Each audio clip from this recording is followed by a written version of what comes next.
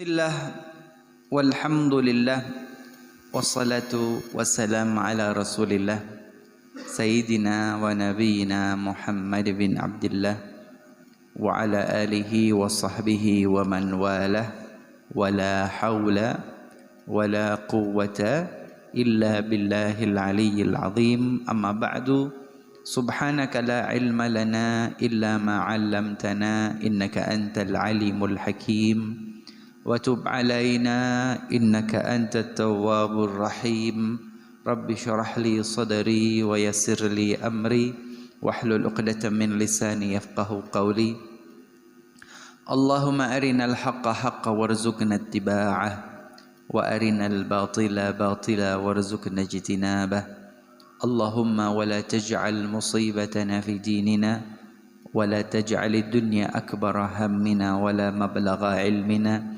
ولا تسلط علينا بذنوبنا من لا يخاف منك ولا يرحمنا اللهم اجعلنا ممن يستمعون القول فيتبعون أحسنه برحمتك يا أرحم الراحمين آمين اللهم آمين. Yang saya hormati dan yang saya muliakan para alim ulama, asatidzah, tokoh masyarakat, sesepuh bini sepuh, kaji sepuh, jajaran pimpinan pengurus takmir Masjid Al-Ibrahimi, remaja Masjid Al-Ibrahimi, hadirin hadirat muslimin muslimat, assalamualaikum warahmatullahi wabarakatuh. Bapak Ibu apa kabar? Pak sehat Pak? Ibu-ibu sehat sedanten? Alhamdulillah, tetap semangat. Sehat walafiat seger waras. Amin Allahumma amin. Semoga saudara hadirin hadirat diberikan sehat walafiat, panjang umur, dibukakan segala pintu rezekinya, rezeki yang halal, rezeki yang barakah, halalan thayyiban mubarakan. Amin Allahumma amin. Melanjutkan kajian kita. Ya. Halaman. Nah ini nanti ada beda kitab. Apa? Faslun.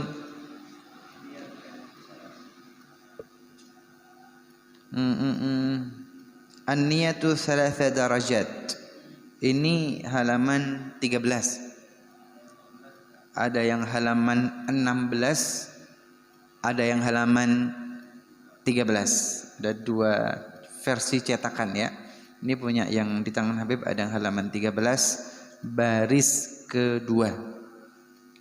Kalau sebagian kitab mungkin di halaman yang ke-16. Taib. Bismillahirrahmanirrahim. Faslun an-niyatu thalathu darajat. In kanat as-salatu fardhan wajaba qasdul fi'li wat-ta'yin wal-fardhiyyah.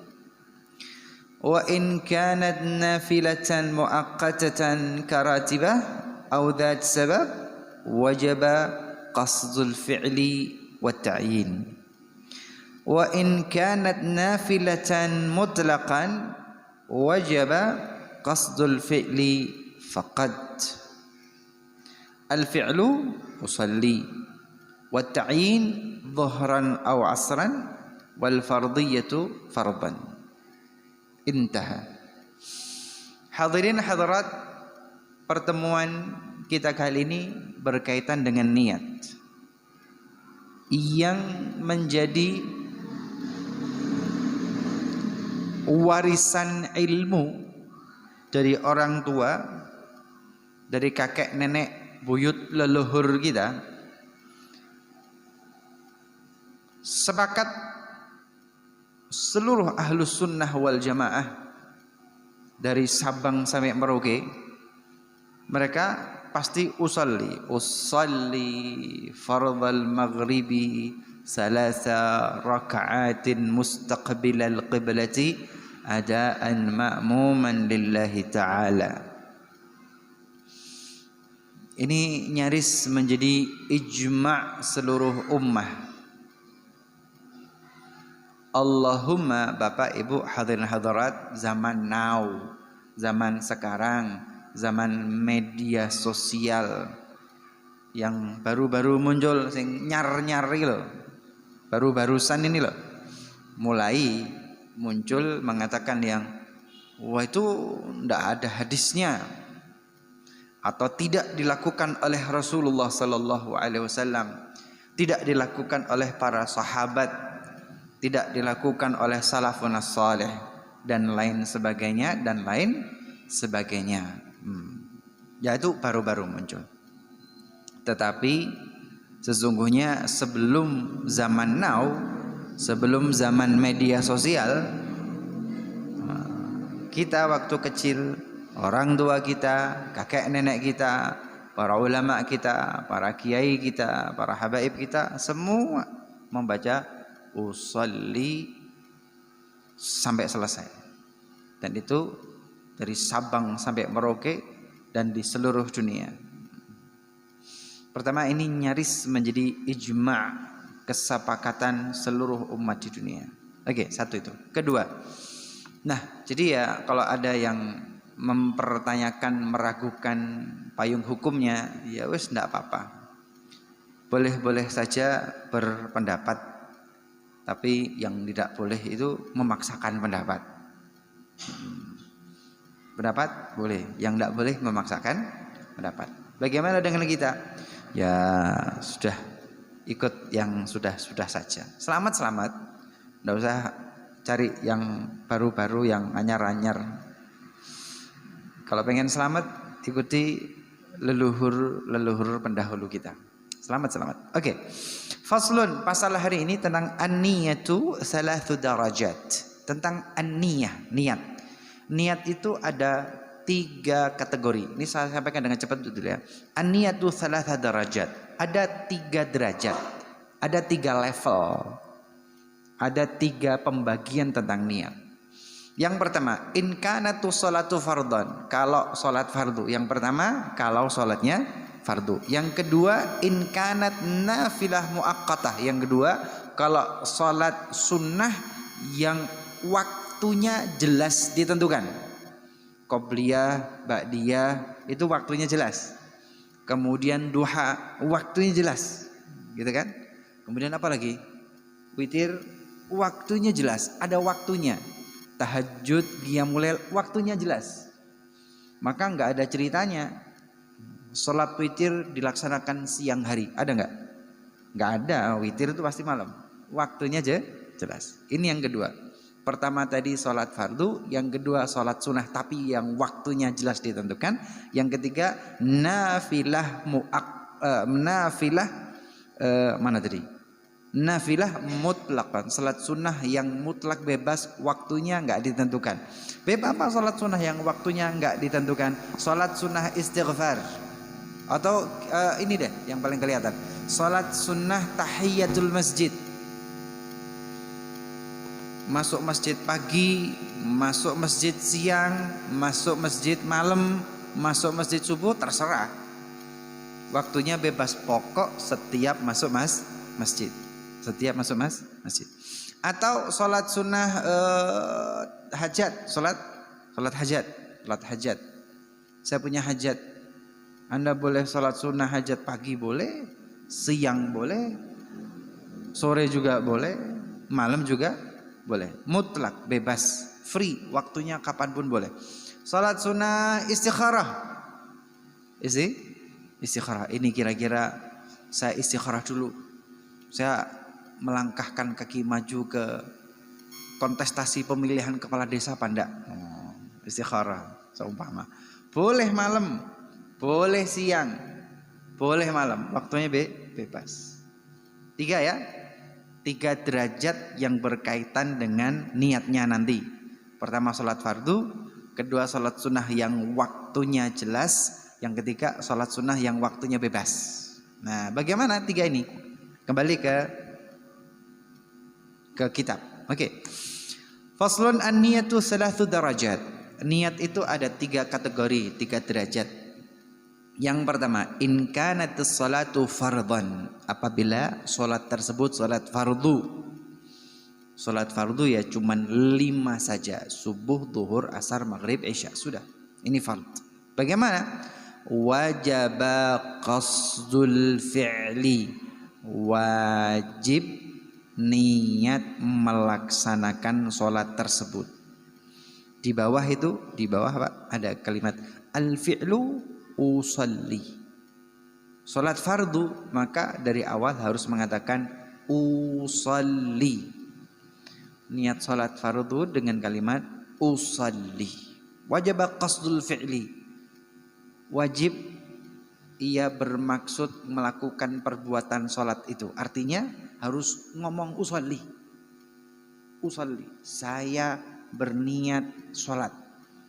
Saya ini berniat melakukan sholat, bukan niat yang lain, bukan niat iktikaf ini, bukan niat zikir ini, tapi niat yang saya lakukan ini untuk sholat. Usalli, saya berniat usalli. Wajib qasdul fi'li. Kemudian wat ta'yin, menentukan atau menjelaskan. Usalli, saya berniat sholat. Kemudian jelaskan sholat apa.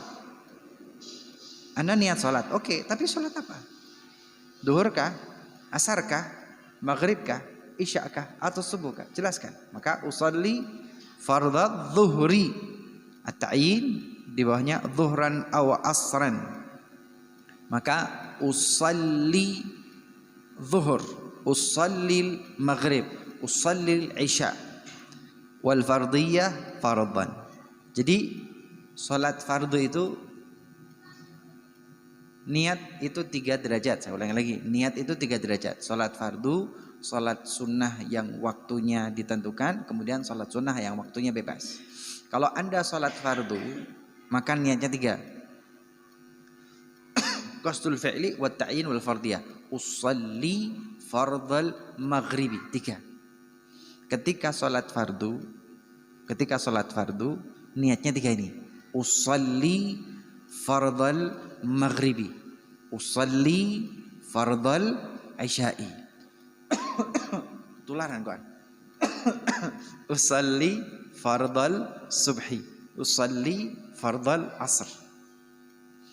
Nah, kalau Anda salat fardu niatnya 3 ini, maka niat tersebut sah. Titik. Lebih enggak pakai usalli fardhal maghribi salasa rakaatin, 3 rakaat, mustaqbil qiblati, ngadep kiblat. Adaan dilakukan sekarang pada waktunya.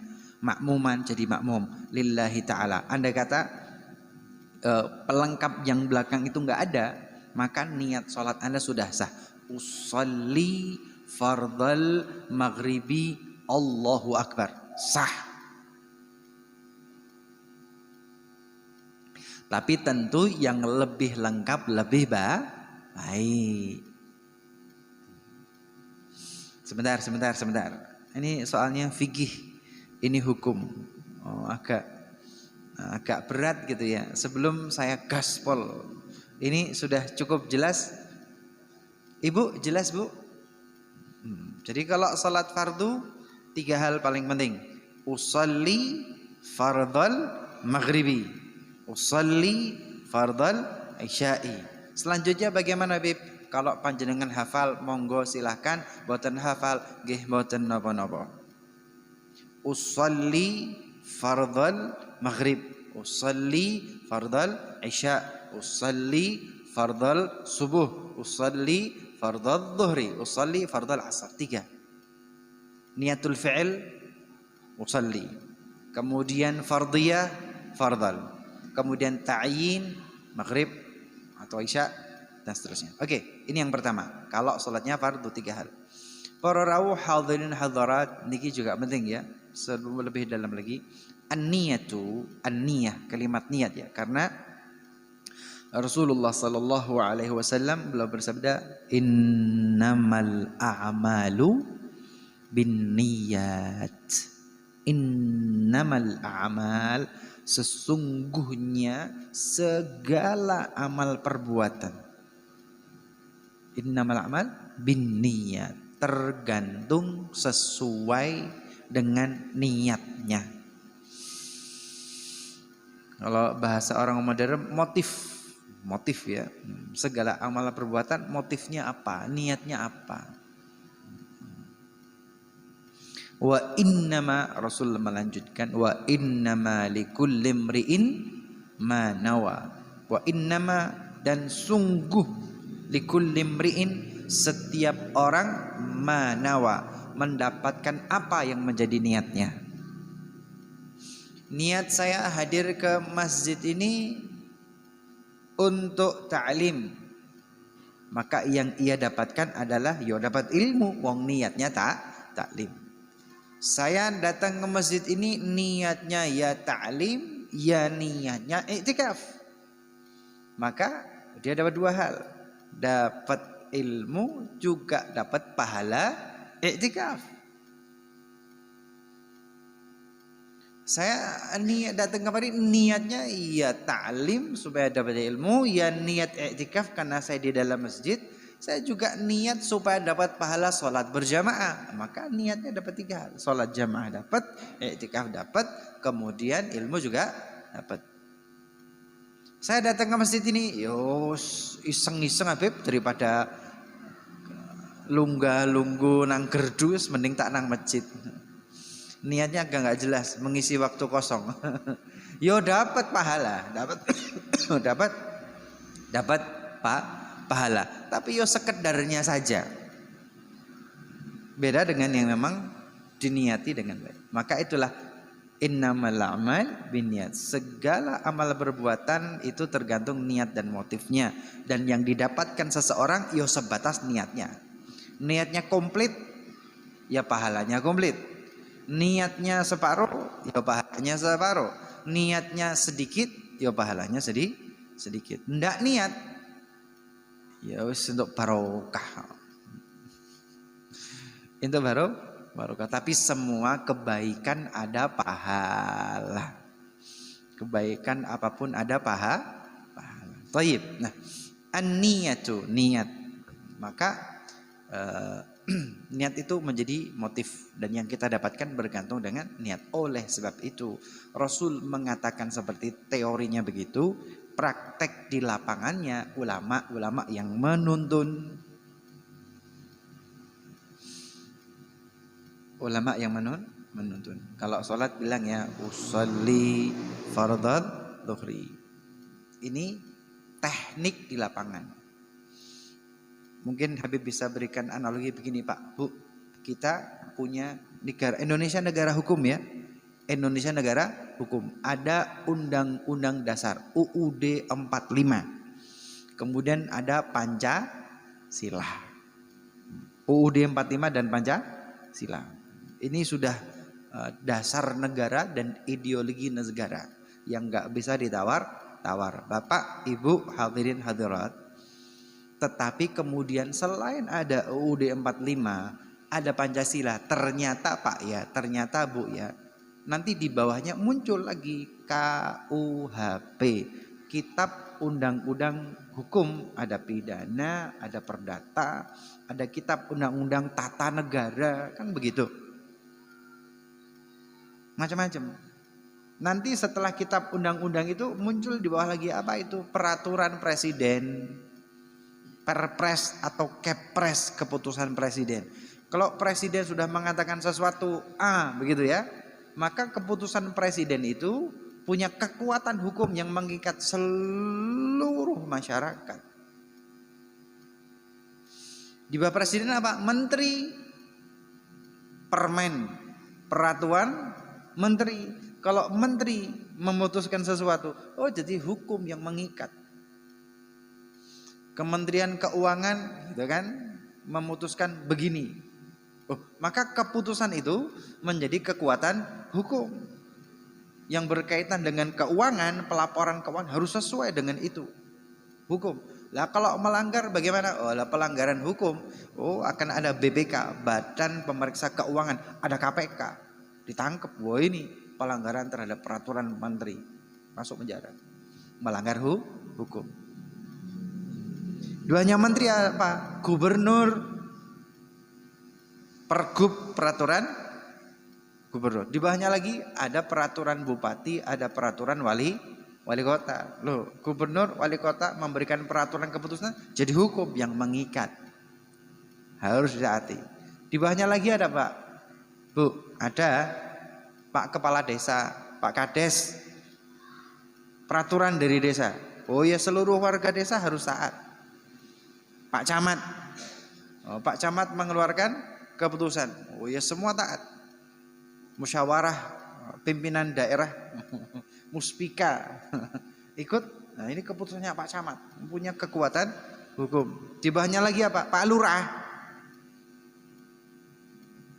Pak Lurah ada keputusan dari Pak Lurah, yaitu jadi keputusan hukum yang seluruh warga satu kelurahan harus nurut. Bawahnya lagi apa? RT RW. Ini Pak RW rapat dengan masyarakat memutuskan begini, pripun? Ya sudah, keputusan bersama dengan Pak RW itu tadi punya kekuatan hukum. RT juga begitu. Rapat warga dengan Pak RT, gitu kan? Memutuskan begini. Terus bagaimana? Ya seluruh warga RT kudu manut. Pak, Bu, ini jelas. Maka ndak boleh gitu ya, seumpama saya warga RT ini, saya warga RW ini ada apa? Ada peraturan cukup buat saya, cukup saya Undang-Undang 45 dan Pancasila, nggak pakai peraturan yang lain. Apa begitu? Apa begitu? Oh ya, ndak begitu dah. Cukup bagi saya UUD 45, cukup bagi saya Pancasila. Pak Lurah, ndak usah buat aturan. Cukup UUD Pak Lurah. Enggak begitu, Dul. Enggak begitu cara berpikirnya. Pancasila ideologi negara, UUD 45 Undang-Undang Dasar seluruh Indonesia, tapi kemudian ada aturan-aturan. Ada hukum-hukum di bawahnya. Semakin ke bawah itu semakin menjadi aturan yang teknis. Juknis, petunjuk teknis pelaksanakan hukum yang di atasnya.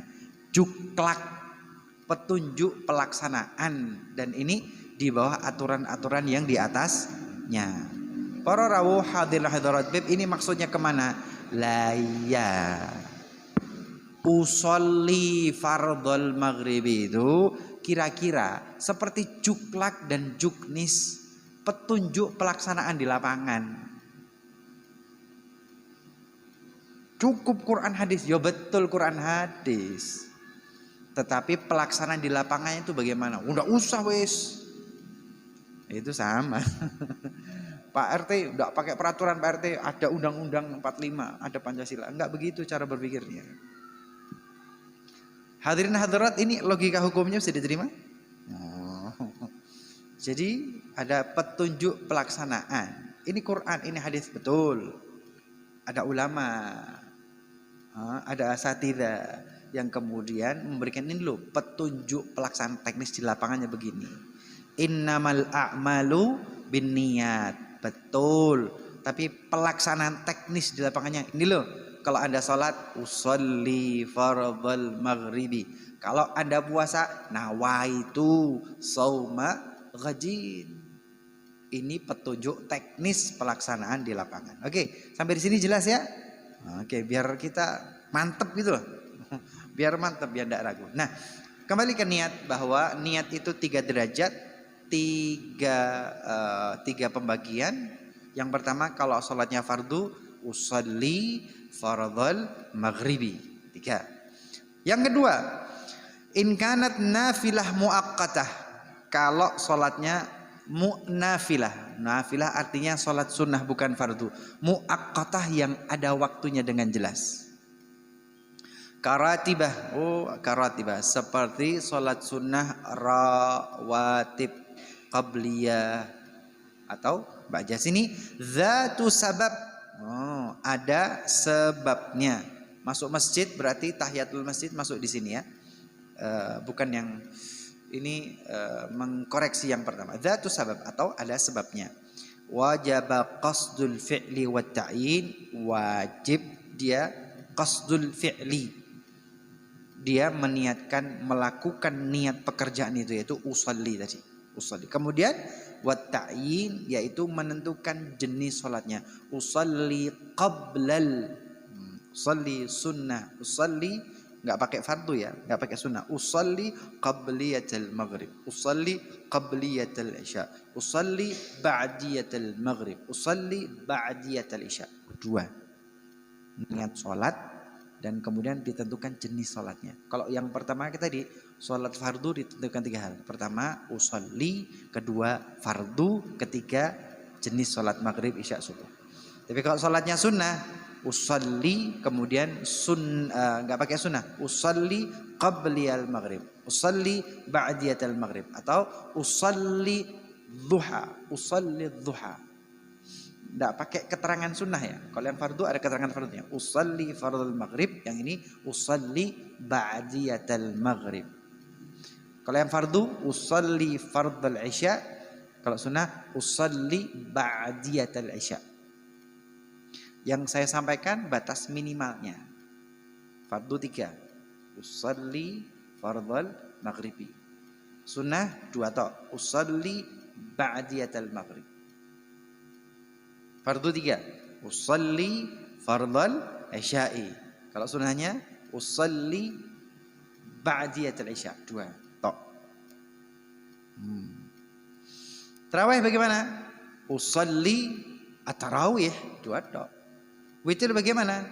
Usalli al-witr, sudah 2 tok. Yang terakhir, wa in kanat nafil atau dzatu sabab, atau ada sebabnya. Sorry, masih yang kedua. Masuk ke masjid, usalli tahiyatal masjid. Selesai. Ini dok. Yang terakhir, wa in kanat nafilah mutlaqah, surat sunnah yang mutlak, tak terikat apapun. Qasdul fi'li faqat. Ya sudah, niat sholat aja tanpa menyebutkan apapun. Tidak menyebutkan sunnah atau fardu, tanpa menyebutkan ini jenisnya apa. Tapi cukup 1 tok, usolli. Beb, saya pengen sholat sunnah istighfar. Waktunya bebas. Dan ini sholat sunnah mutlak. Bagaimana? Ya sudah, 1 tok. Usolli, saya niat sholat. Allahu Akbar. Sah niatmu. Pak Bu, 3 derajat, 3 kategori, 3 jenis niat ini bisa dipahami? Ini adalah batas minimal menurut hukum. Kalau sudah seperti ini, sah menurut hukum. Jadi kalau saya sholat fardu, bagian yang pertama ya, sholatnya sholat fardu, maka niat saya 3. Usalli fardhal maghribi, Allahu Akbar. Sah niat saya menurut hukum. Nanti isya, nanti sholat isya, datang terlambat, waduh, imamnya sudah ruku. Lam yalid wa lam yulad wa lam yakul lahu kufuwan ahad. Allahu Akbar. Saya buru-buru nih biar rukuk bareng.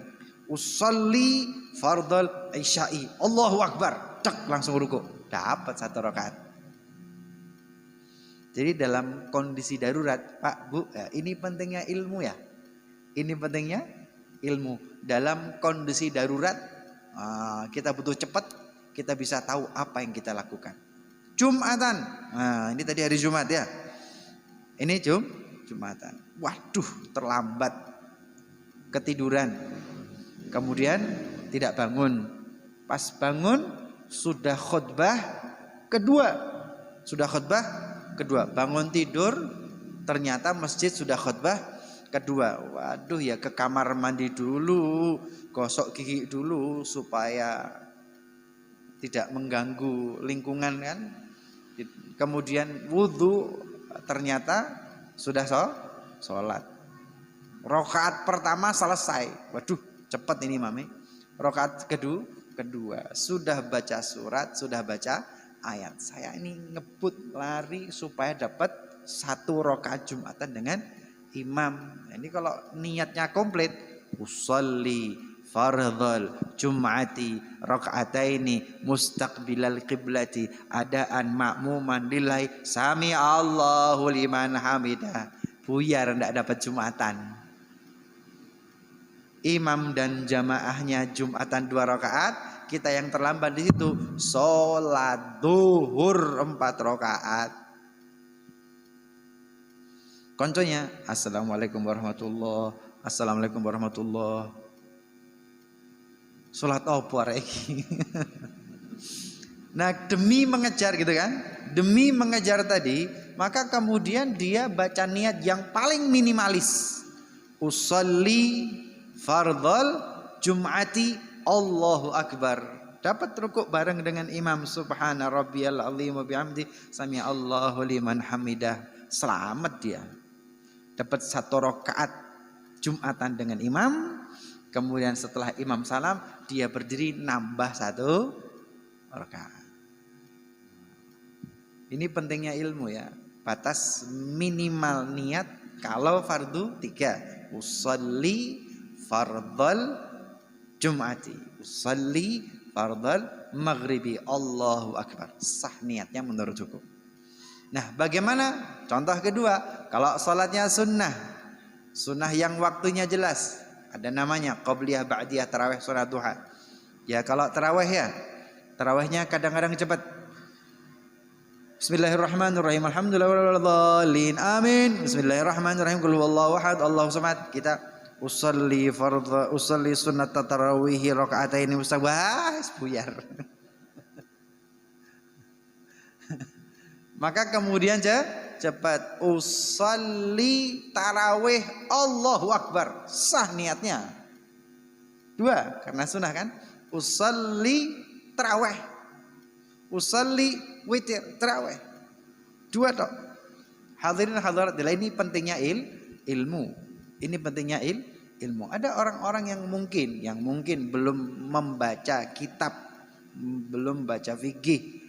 Mereka dengan sholat cepat itu mempertanyakan, itu sholat kok cepet-cepetan, sah apa enggak sah? Loh, baca.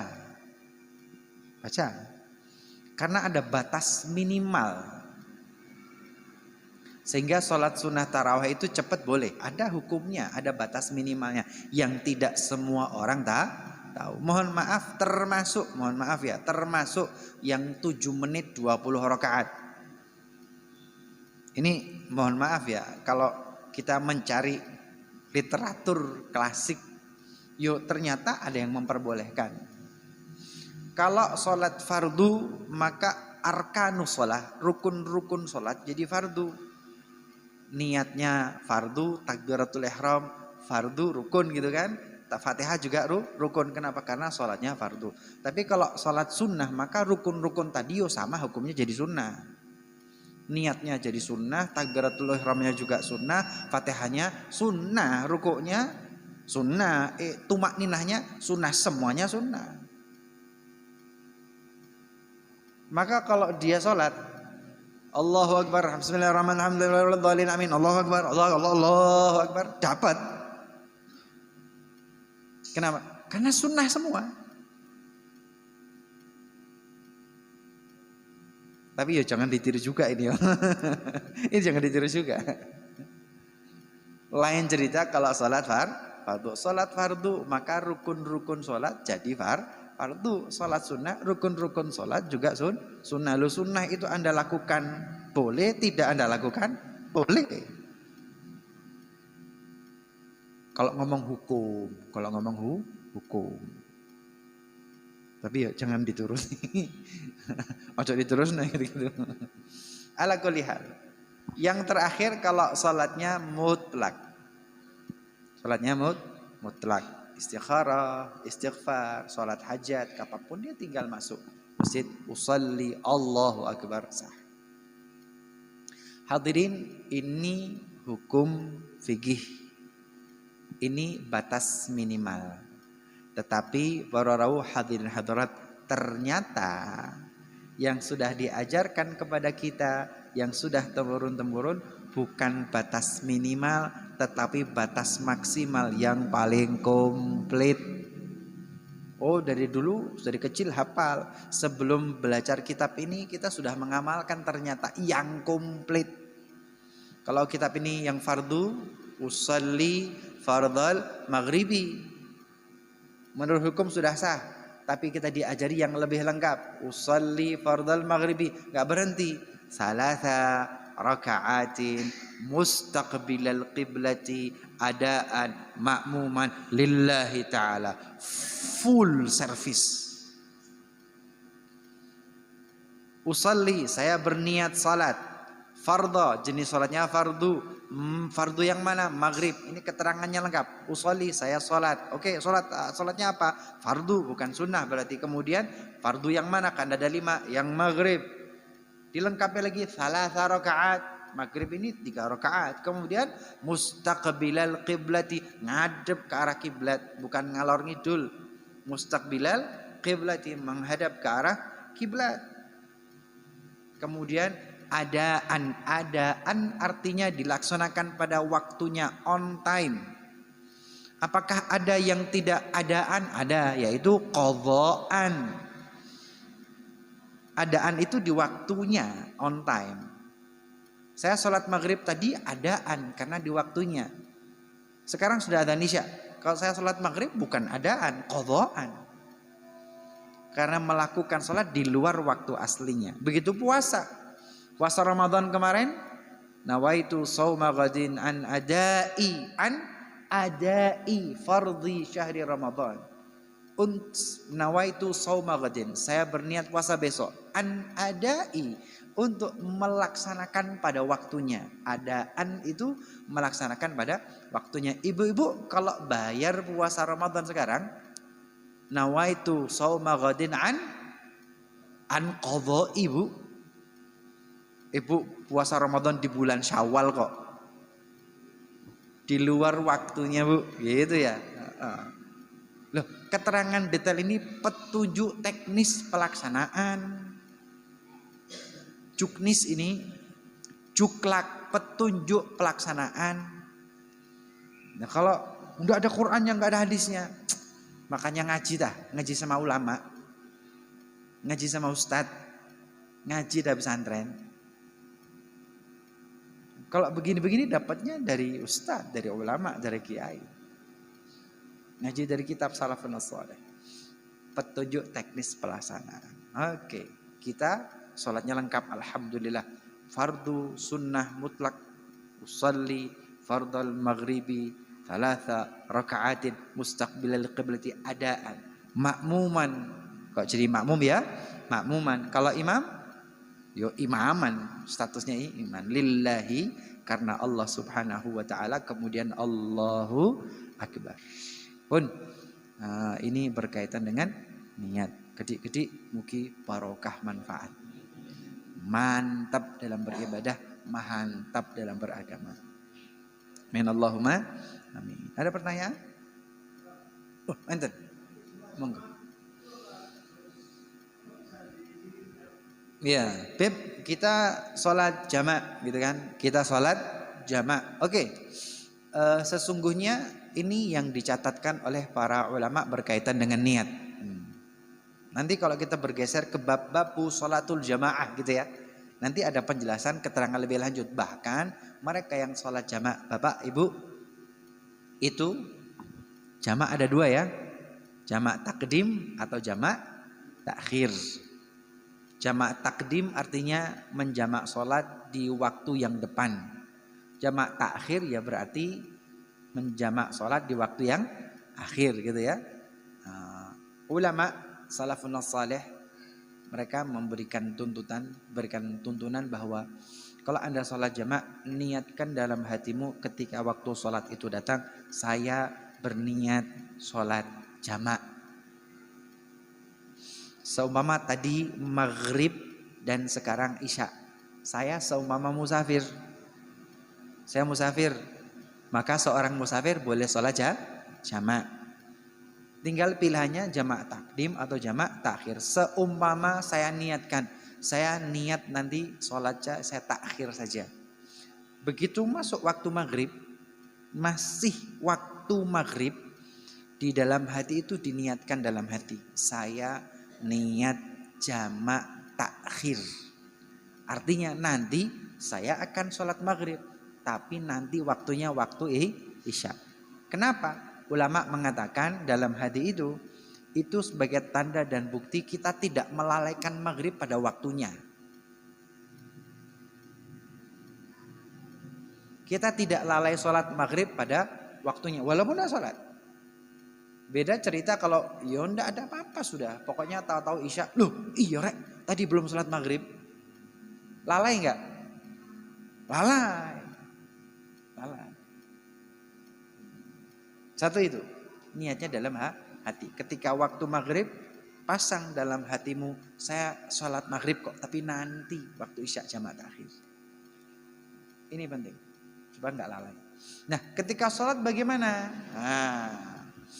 Kalau bab itu ada yang kemudian memberikan keterangan. Seperti ini, usalli fardal maghribi thalatha raka'atin mustaqbilal qiblati. Nah, majmu'an ilal isya ditambah. Majmu'an ilal isya. Ya kalau kesulitan jamak ilal isya. Dijamakkan ke salat isya. Majmu'an ilal isya atau jam'an ilal isya. Ada yang memberikan tuntunan ditambah dengan kalimat majmu'an atau jama' ilal isya, dijamak dengan salat isya. Tetapi kalau kembali cukup 3. Usalli fardal maghribi. Kesulitan bingung panjang, sudah usalli fardal maghribi jamak takhir lillahi ta'ala, sudah enggak apa-apa. Sah. Usalli fardal isya'i jamak takhir dengan maghrib lillahi ta'ala. Karena niat itu di dalam hati. Lafaz tadi, teks tadi membantu mengungkap apa yang di dalam hati. Ngoten? Kalau dalam hati tok tidak dilafadzkan bagaimana? Beb, di hati saya niatkan, tapi tidak saya lafadzkan sama sekali, meneng tok. Boleh atau tidak? Boleh. Sah atau tidak? Yo sah saja. Boleh dan sah. Tapi dalamnya lautan dapat diukur, dalamnya hati siapa yang tahu.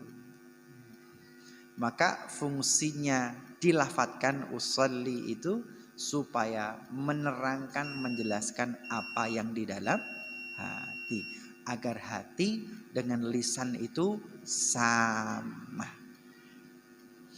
Wallahu ta'ala a'lam bis-shawab. Wal 'afu minkum. Wassalamu alaikum warahmatullahi wabarakatuh.